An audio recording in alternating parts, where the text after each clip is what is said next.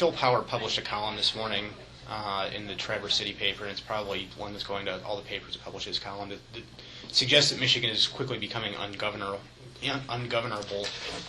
thanks to the partisan gridlock and also the citizenry that just can't get behind any kind of solutions.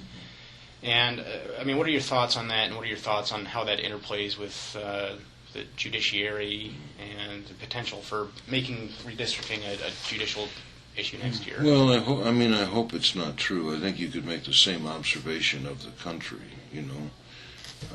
They certainly are trying times, but I have to think that at some point, based on what I know in my 63 years in Michigan, people will get it together. They will pull together here at some point. We will make some progress. And I must say, I get as frustrated waiting on it as anybody else. And we do have to get past these kind of blue, red, black, white, just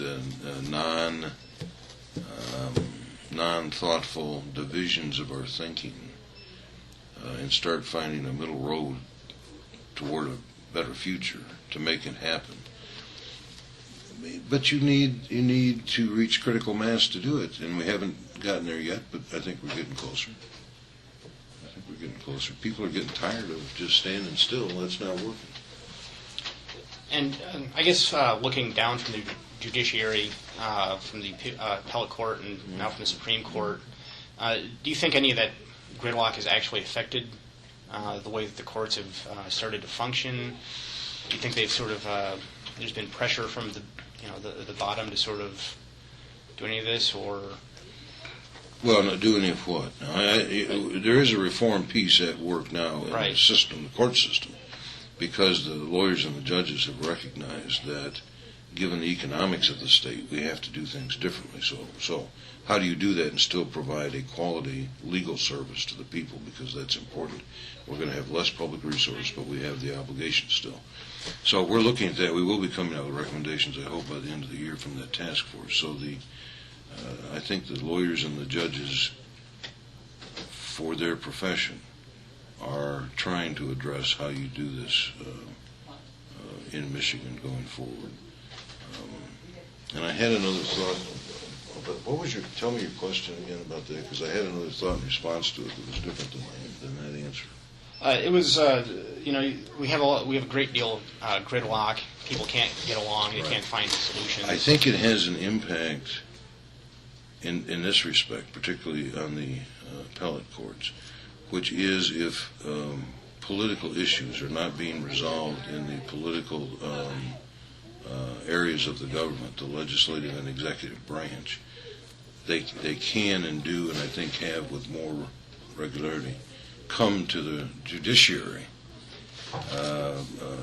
posited as lawsuits for resolution. So I think we may be seeing cases with more political implications in the judiciary than we would be if those matters are being dealt with by the legislative or executive branches rather than them being unable to address them, because they don't go away.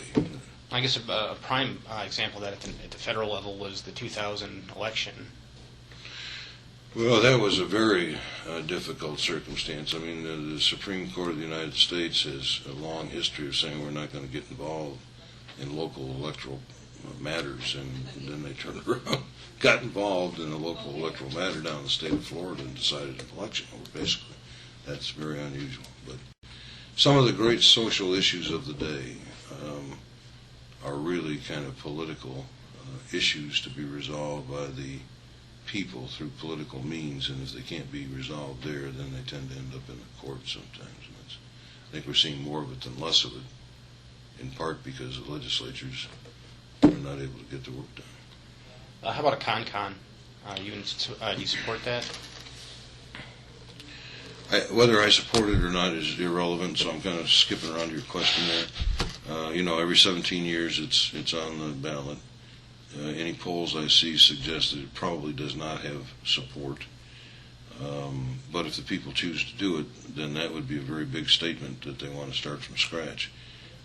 Lots of problems attendant to that. I mean, once you open the box, everything can come out. Even the good things, even the things that you just shouldn't leave alone. So I think that's what the people have to weigh, and the calculation would be, if we've got some infirmities, can we deal with them another way, or can we live with them, as opposed to taking a risk that we'll end up with something we can't even imagine. That's for the public to decide.